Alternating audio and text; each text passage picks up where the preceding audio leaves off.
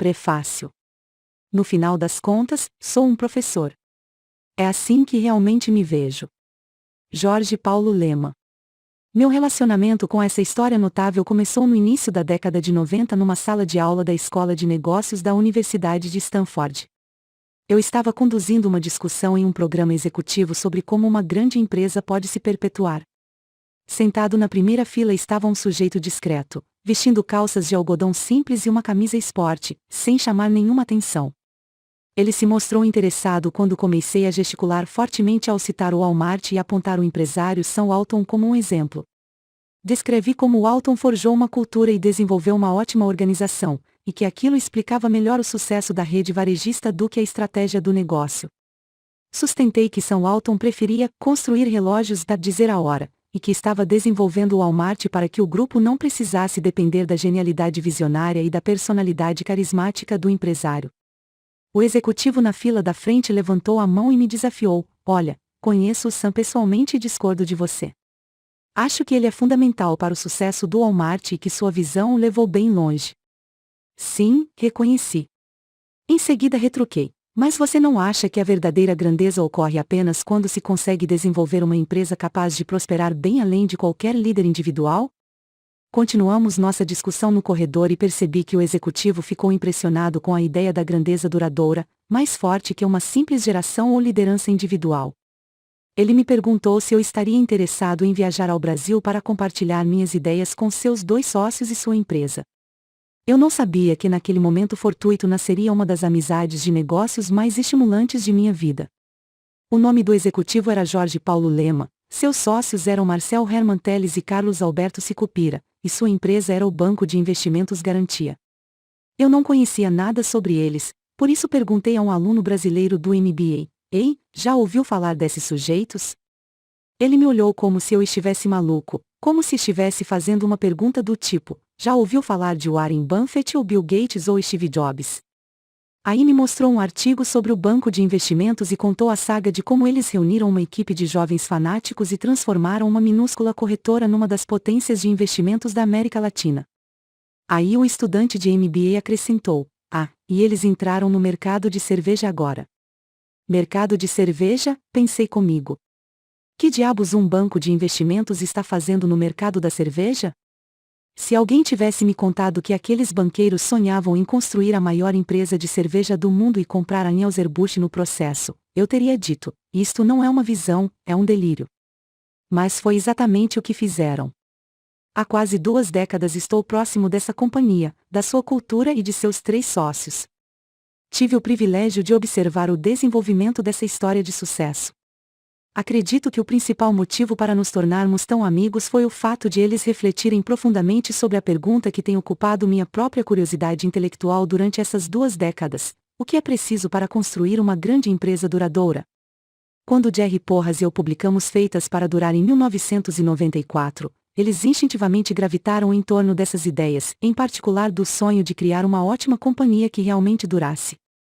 Gostaria de compartilhar aqui as 10 principais lições que aprendi ao longo dos anos com a jornada deles. 1. Invista sempre, e acima de tudo, nas pessoas. Esses empresários certamente têm uma grande dose de genialidade financeira, mas essa não é a base de seu sucesso. Desde o princípio eles investiram em pessoas, especialmente em líderes jovens e talentosos.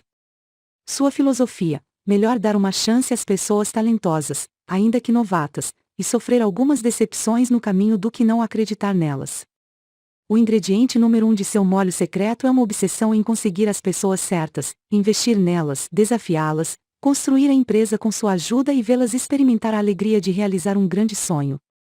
Igualmente importante é conservar os talentos por um longo tempo. É interessante observar que os 3 sócios trabalham juntos há 4 décadas e estão unidos como nunca. E muitos dos melhores jovens que eles recrutaram permaneceram intensamente envolvidos por muitos anos, como o atual CEO da AB InBev, Carlos Brito. Eles não apenas colocaram as pessoas certas no ônibus, mas as mantiveram lá por muito tempo. 2. Sustente o impulso com um grande sonho. Gente boa precisa ter coisas grandes para fazer, senão leva sua energia criativa para outro lugar. Assim, os 3 construíram um mecanismo que tem 2 premissas básicas: Primeiro recrute as melhores pessoas e depois dê a elas coisas grandes para fazer. Em seguida atraia mais gente boa e proponha a próxima coisa importante a fazer. Repita o processo indefinidamente. Foi assim que eles mantiveram o ímpeto ao longo do tempo. Eles sempre vibraram com a ideia de metas grandes, arriscadas e audaciosas, e desenvolveram uma cultura para alcançá-las. Ao observá-los, aprendi que, para conservar o ímpeto e portanto preservar gente boa, vale a pena correr os riscos inerentes à busca pelas grandes metas. É como uma ótima equipe de alpinismo. Por um lado, existe o risco de subir uma montanha alta, depois uma montanha ainda mais alta, e depois a seguinte. Por outro lado, se você não tiver novas montanhas altas para escalar, deixará de se desenvolver e crescer, e perderá seus melhores alpinistas. Grandes alpinistas necessitam de grandes montanhas para escalar, sempre e indefinidamente. 3. Crie uma cultura meritocrática com incentivos alinhados. Eles desenvolveram uma cultura coerente que dá às pessoas a oportunidade de compartilhar as recompensas do sonho grande. Essa cultura valoriza o desempenho, não o status, a realização, não a idade, a contribuição, não o cargo, o talento, não as credenciais. Misturando estes três ingredientes, um sonho, pessoas e cultura, eles criaram uma receita para o sucesso sustentado. Se você pudesse dar uma contribuição significativa e gerar resultados, dentro dos limites da cultura, se sairia bem. Se tivesse as melhores credenciais do mundo, mas não conseguisse mostrar um desempenho excepcional, seria eliminado. Os três sócios acreditam que as melhores pessoas anseiam pela meritocracia, enquanto as pessoas medíocres têm medo dela. 4. Você pode exportar uma ótima cultura para setores e geografias amplamente divergentes. É notável como esse modelo foi transferido de um banco de investimentos para uma cervejaria, do Brasil para a América Latina, depois para a Europa e os Estados Unidos, e agora para todo o mundo. Para Lehman, Teles e Sicupira, a cultura não é um apoio à estratégia, a cultura é a estratégia.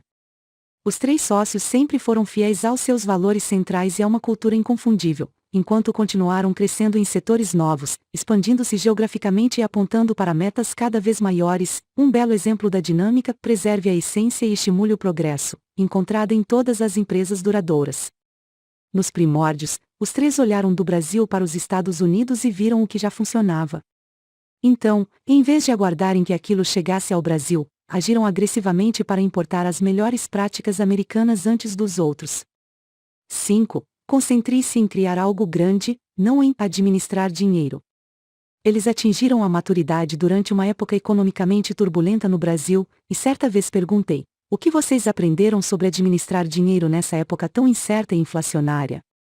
A resposta: quando todos os outros estavam gastando seu tempo administrando o dinheiro, investimos nosso tempo na empresa. Desenvolvê-la seria a melhor forma de gerar riqueza a longo prazo. Administrar dinheiro, por si, nunca cria algo grande e duradouro, mas desenvolver algo grande pode levar a resultados substanciais. Quando tomaram a decisão de comprar a cervejaria Brahma, muitos observadores esperavam que eles simplesmente a usassem para um rápido ganho financeiro. Agora, mais de 2 décadas depois dessa compra, podemos comprovar que eles nunca a viram como uma transação financeira, e sim como um passo para o crescimento. 6. A simplicidade tem magia e genialidade. Em quase todas as dimensões, os três buscam ser simples. Eles usam trajes bem comuns, você não os notaria numa multidão. Sempre mantiveram escritórios modestos, nunca se isolando de seu pessoal. Sempre usaram a riqueza não para a opulência, mas para simplificar suas vidas, para que pudessem se concentrar em continuar desenvolvendo a empresa.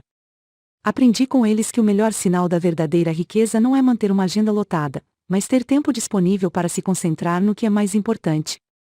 A estratégia é muito simples: tenha gente boa, dê a esse pessoal coisas grandes para fazer e sustente uma cultura meritocrática. Em essência, não é mais complicado do que isso.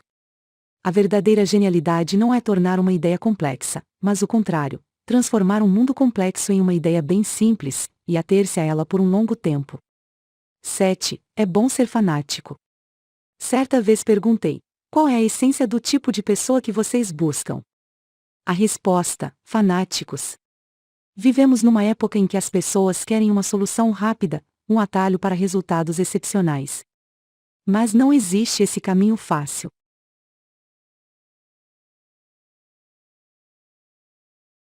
Existe apenas um esforço intenso, de longo prazo, sustentado.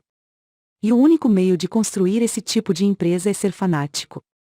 As pessoas obcecadas não se tornam as mais populares, já que com frequência intimidam as outras. Mas, quando os fanáticos se reúnem com outros fanáticos, o efeito multiplicador é irrefriável. 8. Disciplina e calma, não velocidade, são a chave do sucesso em momentos difíceis. Quando a crise financeira de 2008 estourou, a cervejaria tinha acabado de se endividar em mais de 50 bilhões de dólares para a histórica aquisição da Anheuser-Busch. Nos anos anteriores, o conselho de administração havia viajado para passar algum tempo comigo no meu laboratório em Boulder, Colorado. Esses encontros no alto da montanha tornaram-se as ocasiões em que o conselho enfrentava as questões principais. Ao iniciarmos a reunião de Boulder de dezembro de 2008, eu esperava que eles demonstrassem certa preocupação com aquele cenário. Em vez disso, fiquei surpreso com o jeito calmo e ponderado com que navegavam por um período de tremendo perigo. Em momento algum observei pânico, apenas um espírito de avaliação cuidadosa de opções seguida de decisões calculadas. Em épocas de incerteza e caos, as pessoas muitas vezes querem agir o mais rápido possível, como se isso fizesse a crise ir embora. O conselho da AB InBev seguiu uma filosofia diferente. Entendam quanto tempo vocês têm para tomar decisões, usem esse tempo para tomar as melhores decisões possíveis e mantenham a calma.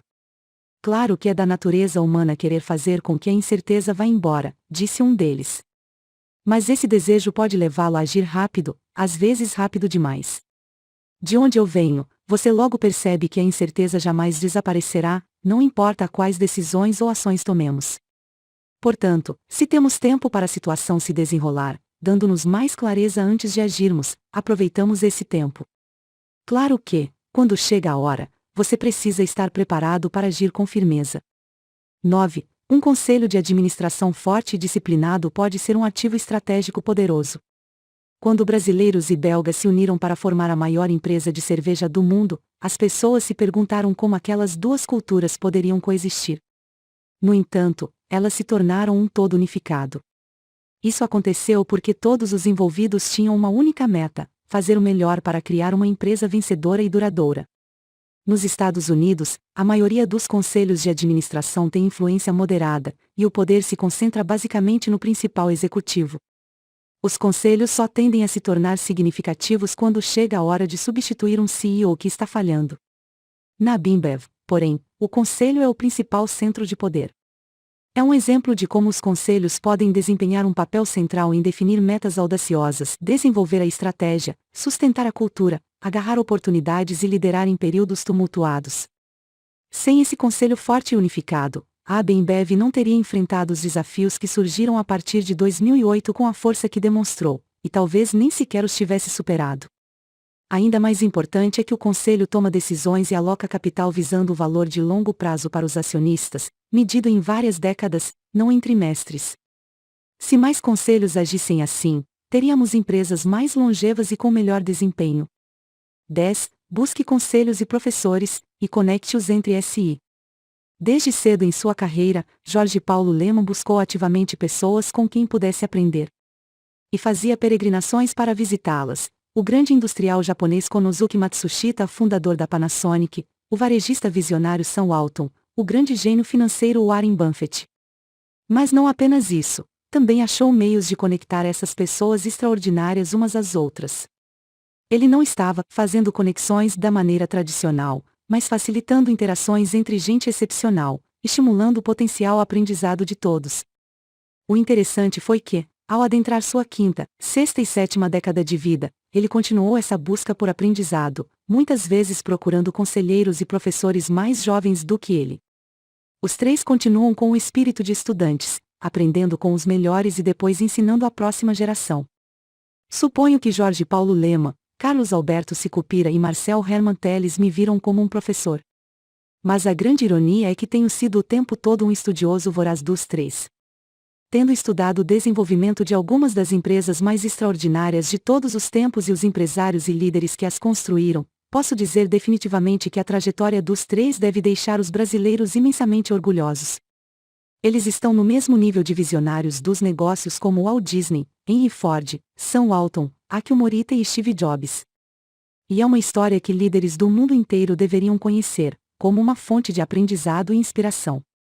O melhor de tudo é que a história ainda não terminou, já que esses fanáticos nunca param de se perguntar, por mais que já tenham alcançado, o que vem a seguir. Jim Collins. Boulder, Colorado, Estados Unidos. 4 de janeiro de 2013.